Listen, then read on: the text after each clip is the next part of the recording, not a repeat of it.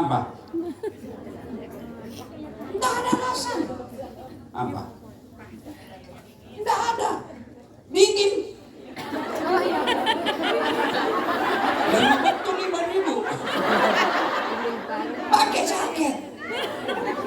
Nah, saya diinfus Ustaz. Ya diinfus lah. Nah, saya nggak bisa gerak mulutku Ustaz. Dalam hati. Di hati aja.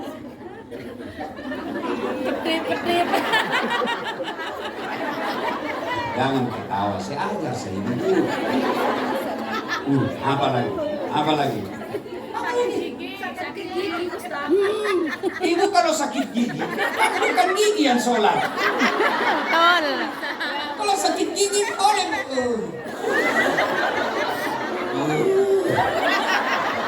Oleh. Apa lagi? Ustaz, nggak bisa berdiri. Ya wes, duduk. Iki loh, duduk. Begini. Anggaplah ini ibu di pesawat. Atau di bus. You cinik baik-baik. You know cinik? Lihat. Bahasa Makassar, itako. Ini macam ini ya. Ya. Jadi kasih tahu dulu di samping ibu. Kalau dia non muslim, nanti dikira ibu kesurupan. Kasih tahu dulu. Ini dia tadi kan. Senang, saya kan nggak tahu bahasa Indonesia.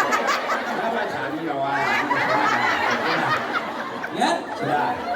Dia mengertilah bahwa kalau bahasa Indonesia, mohon maaf, saya mau sholat dulu karena kondisi saya tidak memungkinkan berdiri. Agama saya membolehkan sholat dulu. Sudah. Tayamum dulu ibu. Ibu tayamum dulu. Tayamum mesti buka ini. Cincin, gelang, mesti buka. Beda kalau air bu, boleh enggak buka. Yang penting ibu tahan air. Sudah, kenapa air boleh Ustadz? Karena air bisa masuk di sela-selanya. Tapi usapan tidak bisa diusap kena kulit kalau ada yang halangi. You understand? You understand? Yes. Selesai. Kecil. Nah, maka ibu linting ini. Dilinting sampai di atas siku. Lalu ibu kalau di atas bus atau pesawat, maka ibu letakkan kedua telapak tangan di Depan. sadel atau di dinding. Sudah itu ibu usap wajah. Kasih kena semua yang tidak ditumbuhi rambut.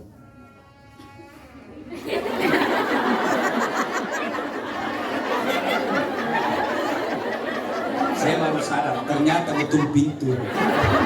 Bayangkan kalau itu kentut bisa.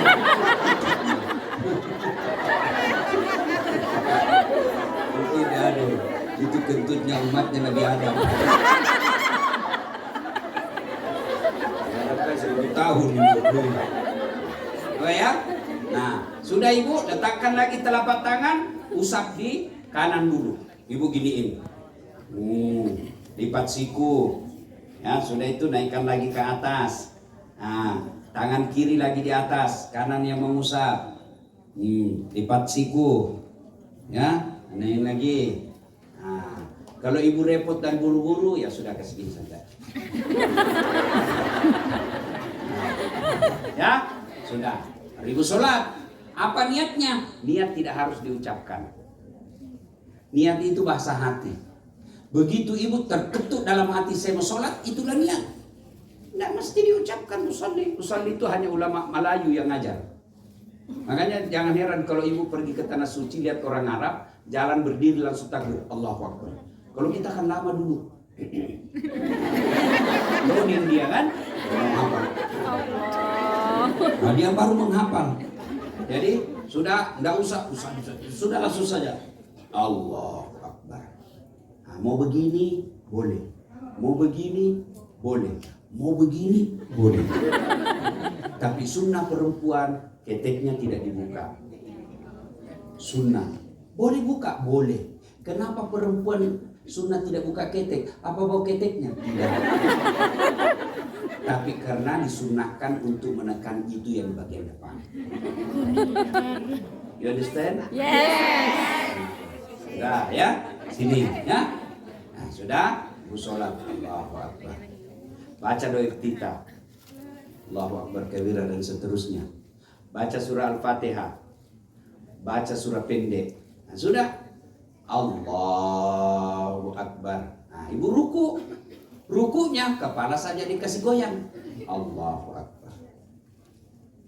Baca doa ruku. Sami Allahu liman hamidah.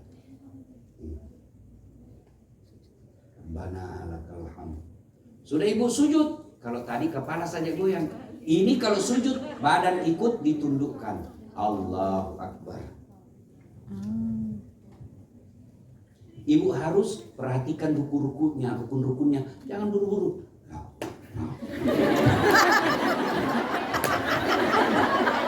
Nanti kaget ini orang. Jadi kalau ibu tenang, dia akan kagum, tertib lihat, disiplin. Baca. Allah. Kami dipilih, warhamni, wajibni, warfa'ni, warsuqni, wahdini, wa'afini, wa'afwani. Allahu Akbar. Baca lagi doa sujud 3 kali. Naik lagi. Allahu Akbar. 1 rakaat. Ulang seperti tadi. Nah, karena kita jamak kasar, 2 rakaat saja. Nah, sudah? Bil alamina innaka hamidum majid. Assalamualaikum warahmatullahi. Yang buru-buru. Nanti keselio. Ya, jangan juga kayak enggak makan 3 hari.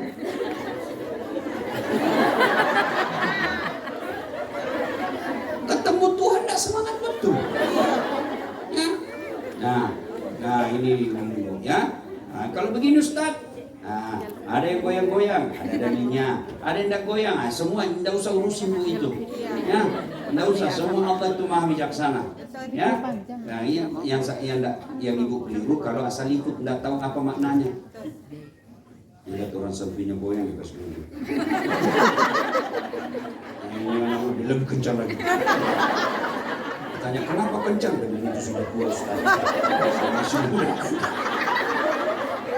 Ya, nah sudah selesai duhur. Ibu kan perjalanan masuk maghrib nanti. Nah, ini berarti mesti sholat asar juga. Namanya jamak qasar. Duhurnya 2 rakaat, asarnya 2 rakaat. Jadi qomat lagi Bu, dalam hati saja.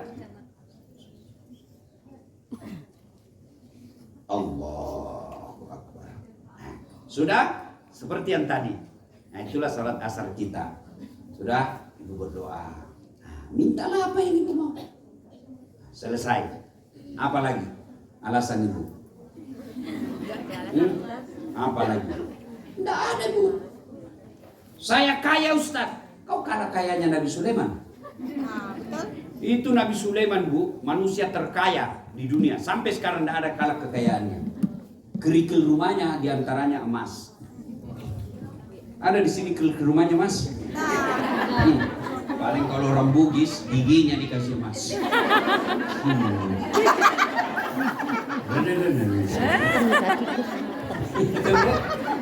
Ustaz, saya gagah Ustaz. Ada kalah gagahnya Nabi Yusuf? Enggak ada. Itu Nabi Yusuf Bu, disuruh perempuan iris bawang. Lewat Nabi Yusuf terpesona semua yang iris bawang. Dia tidak sadar dia iris tangannya. Coba bayangkan. Begitu gagahnya sampai tangannya diiris. Jangankan tangan kita, lewat saja bau langsung terpengaruh. Begitu hebatnya Nabi Yusuf, cakep. Dia tidak rasa itu ibu diiris tangannya, jari-jarinya. Ayo, apa lagi? Hah? Tak ada kecuali malas. Maka ibu-ibu rugi Bu, merantau jauh-jauh ke sini kalau ibu tidak sholat. Ngapain rantau sini tidak sholat? Orang yang tidak sholat itu ibaratnya. Tuh saya tanya, ibu sudah ada yang punya duit di sini 40 miliar? Nah, Tak ada lah. oke, turun sedikit. 20 miliar? Tak ada lah. Gak ono? Gak ada. 10 miliar? Gak ada. Dengar baik-baik, sedulur-sedulur, emak-emak, merantau ke sini saja, sampean sudah ada 20 tahun, 10 tahun, belum punya 10 miliar. Buat kebutuhan Kalian sudah 20 tahun, lalu meninggalkan sholat. Rugi bu. Andai saja ibu datang merantau sini tidak sholat, tapi ibu punya 1 triliun, paling tidak dunia ibu enak, punya private jet, pesawat pribadi, semua alat kosmetik boleh, bajunya ibu Hermes, celananya ibu Vuitton. Coba dia tahu orang kaya, meskipun di akhirat dia sengsara, tapi bilang tidak, dunia dia sudah miliki. Tapi ini juga kita, jilbab kadangkala yang palsu kita pakai, tabungan tidak cukup, masih ngutang, tidak sholat lagi.